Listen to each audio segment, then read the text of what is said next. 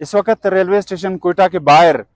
लवाकिन की एक बड़ी तादाद मौजूद है जो कि अपने प्यारों के बारे में बेचैनी से आके पूछ रहे हैं यहाँ, और वो मुंतज़िर हैं कि उन्हें कोई अच्छी खबर मिले उनके प्यारों के बारे में। यहाँ रेलवे काउंटर के जो हुकाम है उनसे हमारी बात हुई। उन्होंने बताया कि मज़ीद 60 मुसाफिर बाजियाब हो गए हैं और उनको एक रिलीफ ट्रेन के जरिए कोयटा पहुंचाया जा रहा है, जबकि गुज़िश्ता शब 80 के करीब जो मुसाफिर थे उनको पनीर के रेलवे स्टेशन से पहले मच पहुंचाया गया था, और फिर वहां से जो 57 मुसाफिर थे जिनमें खवातीन भी थे और मर्द भी थे उनको कोयटा पहुंचाया गया था, और फिर यहाँ से वो अपने घरों को चले गए थे। उन मुसाफिरों से हमारी बात हुई और वहाँ के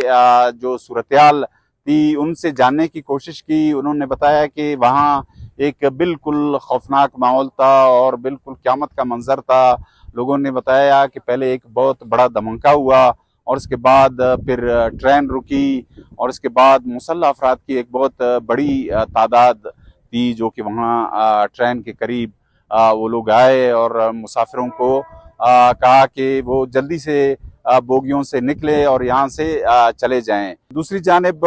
हमने यहाँ देखा कि जो ताबूत हैं उनकी एक बहुत बड़ी तादाद यहाँ से मच की जानिब एक रिलीफ ट्रेन में भेजा जा रहा है, और इनकी तादाद 100 से जायद है। रेलवे हुकाम से हमारी बात हुई, उनका कहना था कि ये ताबूत उनकी जानिब से नहीं भेजे जा रहे हैं बल्कि एडमिनिस्ट्रेशन की जानिब से भेजे जा रहे हैं। हमने यहाँ के एडमिनिस्ट्रेशन से राब्ते की कोशिश की, लेकिन इस हवाले से उनसे राब्ता नहीं हो सका। सरकारी हुकाम है, उनका कहना है कि जिस जगह पे जाफर एक्सप्रेस को हमले का निशाना बनाया गया था और जहां मुसाफिरों को यलगमाल बनाया गया है वहां सिक्योरिटी फोर्सेस का ऑपरेशन का सिलसिला जारी है। बोलान में सरकारी हुकाम से हमारी बात हुई, उनका ये कहना था कि सिक्योरिटी फोर्सेस की जानिब से ऑपरेशन का सिलसिला जारी है और अभी तक उन्हें